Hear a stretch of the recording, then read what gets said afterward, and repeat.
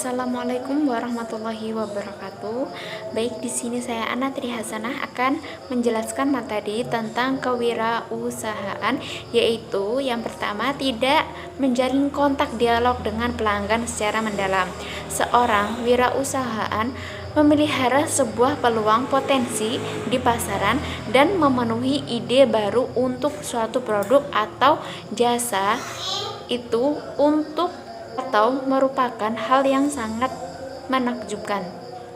Nah, solusinya dari tidak menjalin kontak dialog dengan pelanggan secara mendalam yaitu jalin komunikasi dengan pelanggan, cari tahu apa yang pelanggan butuhkan, baru pelanggan dengan produk atau jasa yang kita miliki dari sebuah produk tersebut.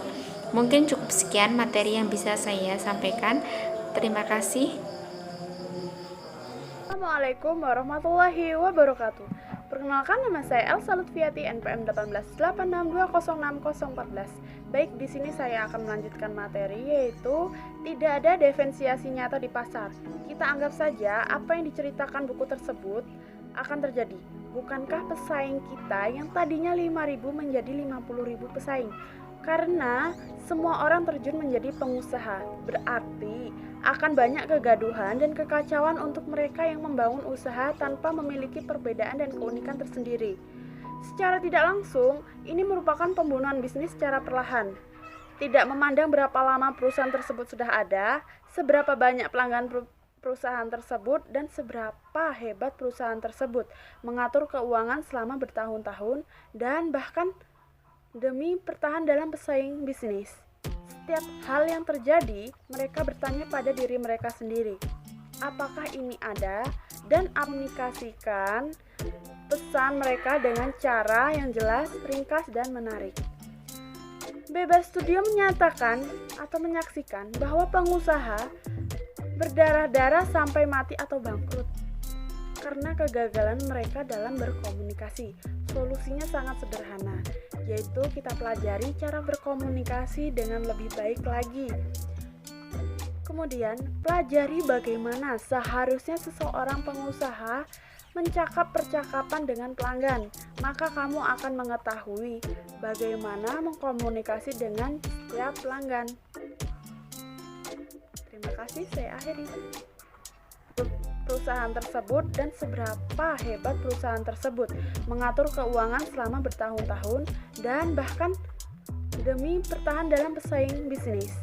Setiap hal yang terjadi, mereka bertanya pada diri mereka sendiri, apakah ini ada, dan apakah yang terjadi? Apakah kita mampu menghadapi semua ini? Solusinya, yang pertama, kamu harus setuju bahwa hal ini harus diatasi. Pengusaha yang mengalami langkah ini dan mudah akan berakhir dalam kesulitan. Ambil sebuah kertas, kemudian tuliskan apa yang kamu pikirkan tentang perusahaan kamu.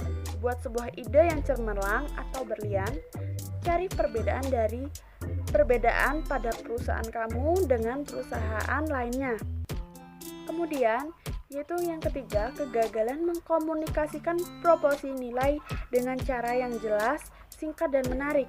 Selanjutnya, saya Dwi Fajar Utami. Di sini, resiko dan kegagalan dalam berwirausaha yaitu kesalahan pada kepemimpinan. Solusinya yaitu pemilik dari perusahaan atau pemilik atau orang yang berwirausaha tersebut seharusnya memiliki jiwa kepemimpinan. Jika merasakan kurangnya kemampuan untuk berhubungan kuat dengan orang lain atau jiwa kepemimpinannya kurang, maka yang harus dapat dilakukan yaitu meningkatkan keterampilan sehingga keterampilan dari kepemimpinan itu sehingga pengusaha dapat berhasil. Selain itu, jangan berharap kepada investor yang memberi modal tanpa menyelidiki karakter dari si pendiri atau si pemimpin tersebut. Selanjutnya, yang kelima yaitu ketidakmampuan membuat model atau variasi dalam berbisnis. sehingga gagal mencapai kecocokan produk akurat di mana uang datang, dan dalam berwirausaha tersebut kamu gagal. Solusinya yaitu seorang startup harus bergerak cepat dengan tanpa banyak menghabiskan uang, tetapi mencoba dan mencari hal yang tahu. Sebagai contoh, pada tahun 90-an, orang-orang akan berani memesan sepatu melalui internet.